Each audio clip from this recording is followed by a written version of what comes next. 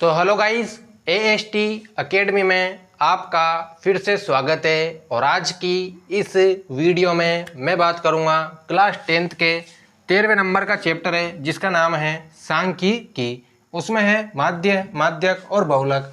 मैं गारंटी से बोल देता हूं, अगर आज की इस वीडियो को आप पूरी अंत तक देख लेंगे, क्लास 10th के जितने भी स्टूडेंट हैं, तो आपके माध्य के जितने भी कॉन्सेप्ट है, जैसे कि प्रत्यक्ष विधि हुई, कल्पित माध्य विधि हुई और उसके अलावा पग विचलन विधि हुई, आपके सभी सवाल एकदम आसानी से हल हो जाएंगे। तो इस वीडियो को पूरी अंत तक देखना। तो चलिए शुरू करते हैं। तो सबसे पहले मैं यहाँ पर बात करता हूँ माध्य के बारे में। अब देखो, आपके 10th क्लास में है जो माध्य है उसको ज्ञात करने की 3 विधियाँ बताई गई है, यानी कि आपको माध्य कैसे कैसे ज्ञात करना है। तो मैं एक क्वेश्चन लिखूंगा माध्य ज्ञात करने का, उस क्वेश्चन को तीनों ही विधि से सोल्व करके आपको बता दूंगा, जिससे आपको अगर आप क्वेश्चन भी करेंगे तो आपके क्वेश्चंस में बिल्कुल भी दिक्कत नहीं आएगी और आपको एकदम कॉन्सेप्ट वाइज समझाऊंगा। तो देखना, माध्य ज्ञात करने की फर्स्ट विधि है हमारी प्रत्यक्ष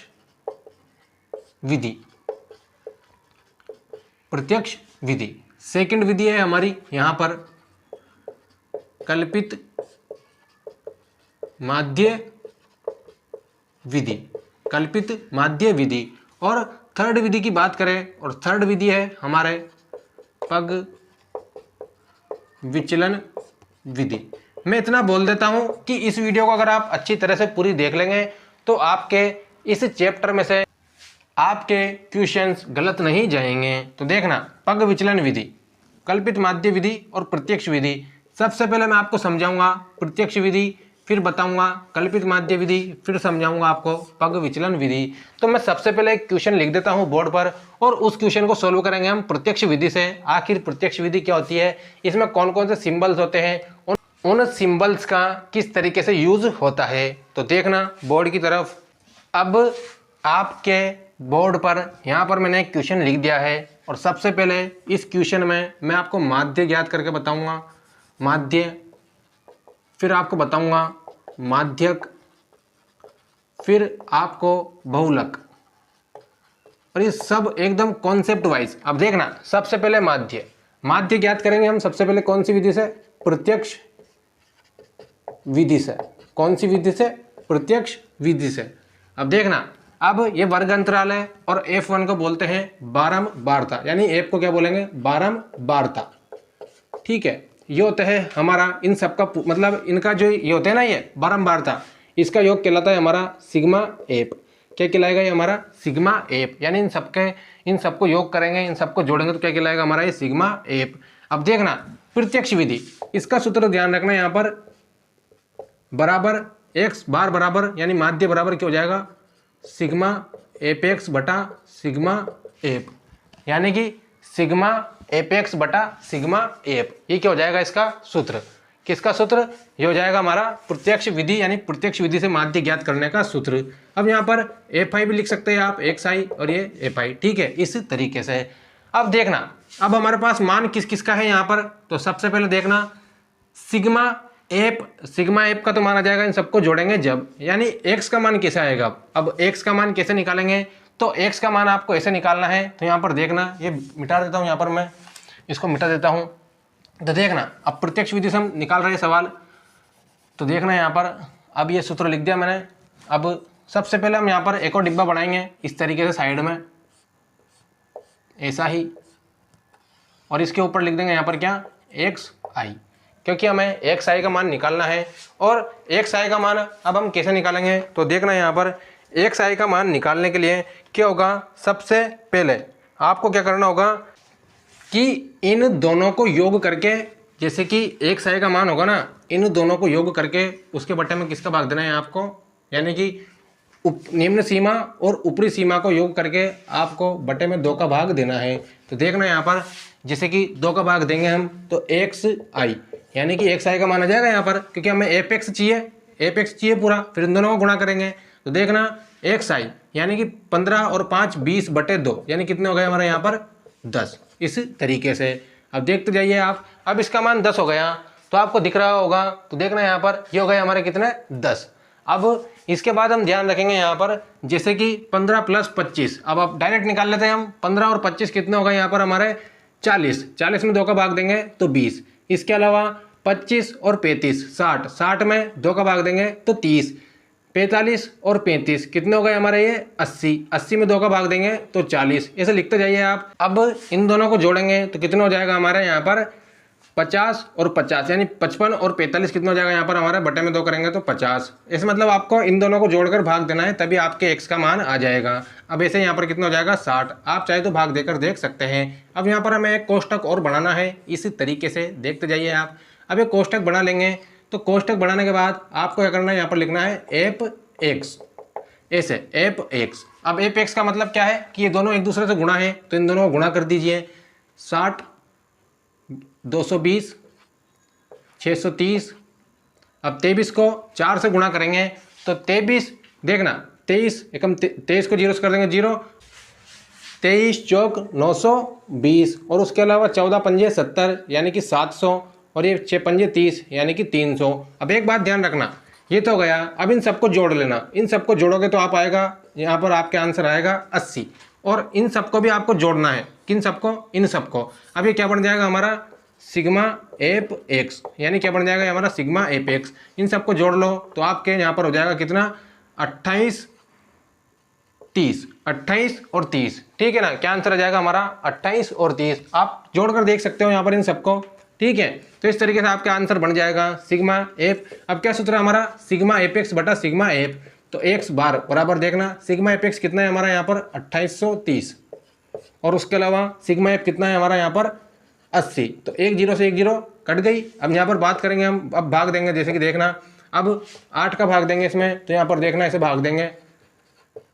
अब 8 चौक 32, 32 ज़्यादा हो रहे तो 8 दूनी 16, 8 तिया 24, ऐसे ये 4 और ये 43। अब देखते जाओ 8 एकम 8, 8 दूनी 16, 8 तिया 24, 8 चौक 32, 8 पंजे 40 यानी कि पंजे 40। अब देखना अभी भाग नहीं जा रहा है तो पॉइंट लगा देंगे, 1 0 उतार लेंगे।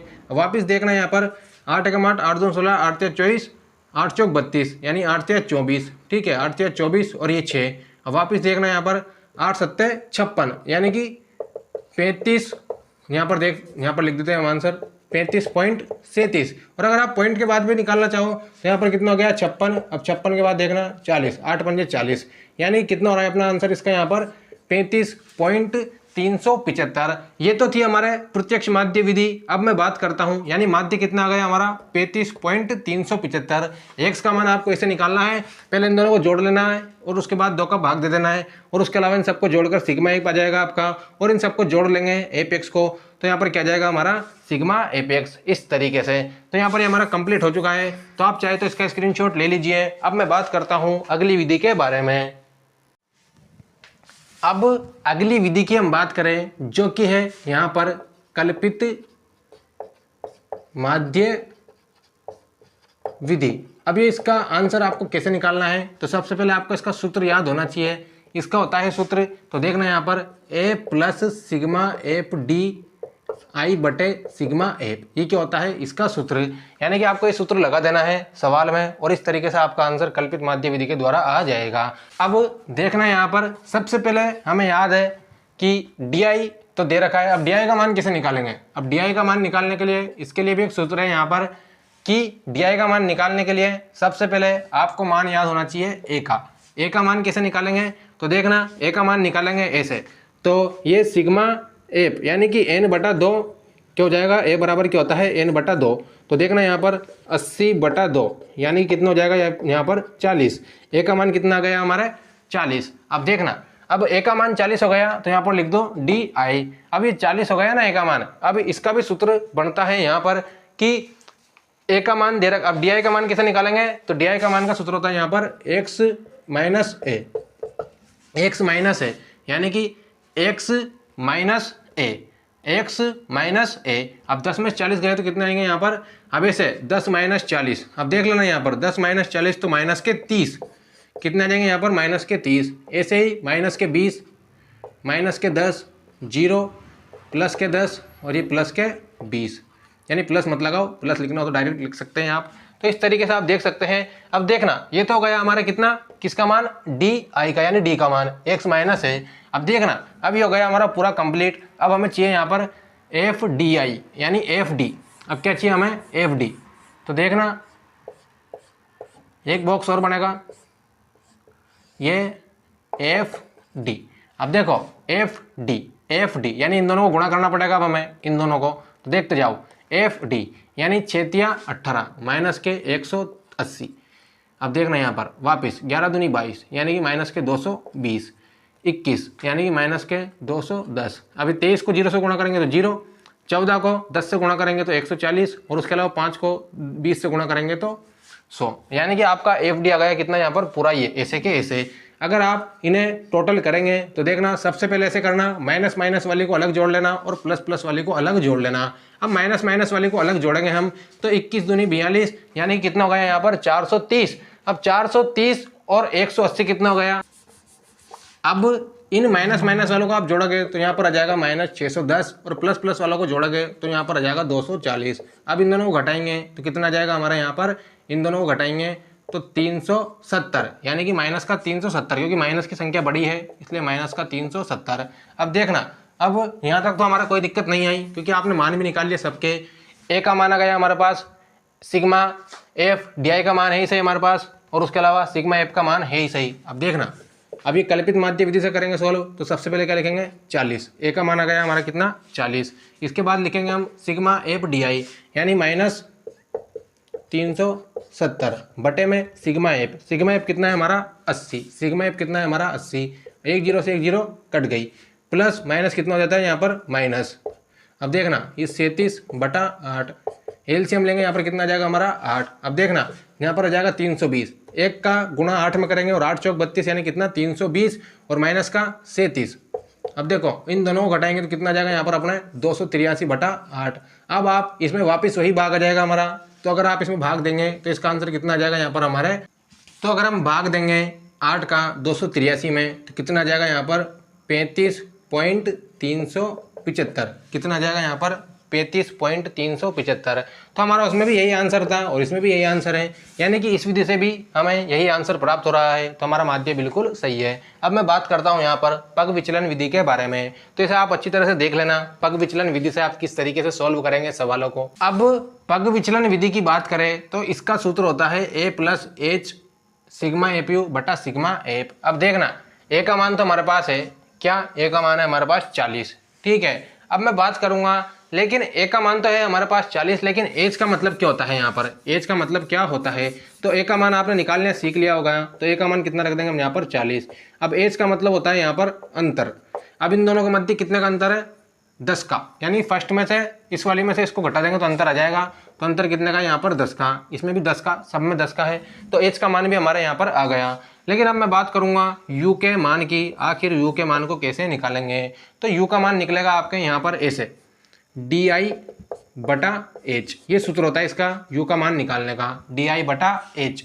यहाँ पर क्या लिख रहा है ये एच, डी आई बटा एच।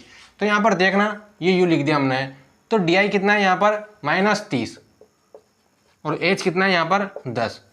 तो देखना यहाँ पर -3 -2 -1 0 1 और ये 2, ये हमारा यू निकल गया बस। अब क्या पूछ रहा है यहाँ पर एफ यू, क्या पूछ रहे हैं, हमारे पास ए का मान है एच का मान है, अब यहाँ पर एफ यू का मान निकालना है हमें। तो देखना, तो एफ यू का मान निकालने के लिए आपको सबसे पहले क्या करना होगा, एफ यू का मान निकालने के लिए आपको, अब देखना एफ यू का मान कैसे निकालेंगे हम, एफ और ये यू। अब देखना एफ आई कुछ भी बोल, एफ यू बोल दो आप, डायरेक्ट कंफ्यूज मत हो। अब देखो एफ यू, एफ और यू, यानी इसको इससे गुणा करेंगे तो 6 या 18 यानी कि माइनस के 18, ऐसे ही माइनस के 22, ऐसे ही माइनस के 21, इसको 0, यहाँ पर 14 को 1 से करेंगे तो 1, 5 को 2 से करेंगे तो यहाँ पर 10। अब देखना सबसे पहले माइनस माइनस वालों को जोड़ लो, फिर प्लस प्लस वालों को जोड़ लेना, फिर आपस में घटा देना। अब देखो 21 और 21 यानी 21 और 22 कितना हो गया यहाँ पर हमारे 43, 43 और 18। अब देखना यहाँ पर 43 और 18, अब 43 और 18 कितना हो गया हमारे यहाँ पर 61, माइनस के 61, और 14 और 10 कितने हो गए 24। अब देखना 24 में से 61 घटाएंगे तो कितना जाएगा हमारे 37, माइनस का 37। अब देखना यहाँ पर माइनस का 37 क्या बन गया हमारे यहाँ पर सिग्मा एफ यू, यहाँ पर क्या लिख देंगे हम, सिग्मा एफ यू। अब देखना, अब वो सूत्र लगा देते हैं हम हमारा। देखना यहाँ पर ए का मान कितना दे रखा है यहाँ पर 40, तो ए का मान 40। एच की बात करें तो एच का मान कितना है यहाँ पर 10, यानी 10। इसके बाद सिग्मा एफ यू का मान कितना है यहाँ पर -37। इसके बाद बात करें यहाँ पर सिग्मा एफ की, तो सिग्मा एफ का मान कितना है यहाँ पर 80। ऐसे अब देखते जाओ। अब बोर्ड मास का नियम ये कहता है, आपने पढ़ा होगा बोर्ड मास का नियम, कि सबसे पहले मल्टीप्लाई करेंगे तो एक जीरो से एक जीरो गई। अब देखना यहाँ पर, अब ये 40 प्लस माइनस -37 बटा 8, बटे में 1 लगा देंगे, वापस वही प्रक्रिया, एलसीएम यानी 8 चौक 32 माइनस फिर उसके अलावा 37, यानी कितना बचेगा हमारे यहाँ पर वापस 283 बटे 8। अब आप भाग दे लेंगे नीचे वाली संख्या का ऊपर वाली संख्या में, तो वही आंसर आ जाएगा हमारा 35 पॉइंट कितना आया था हमारा 375। आप भाग देकर देख लेना, ठीक है। तो इस तरीके से ये हमारी तीनों के तीनों विधियाँ कंप्लीट हो जाती है, तो आपको कोई दिक्कत नहीं आई होगी। अब मैं बात करूँगा माध्यक के बारे में। तो माध्यक के लिए मैंने अलग से वीडियो बना रखी है, तो उस वीडियो का लिंक डिस्क्रिप्शन में दे रखा है, वहाँ पर जाकर आप उस वीडियो को देख सकते हैं। And thanks for watching, subscribe for more videos.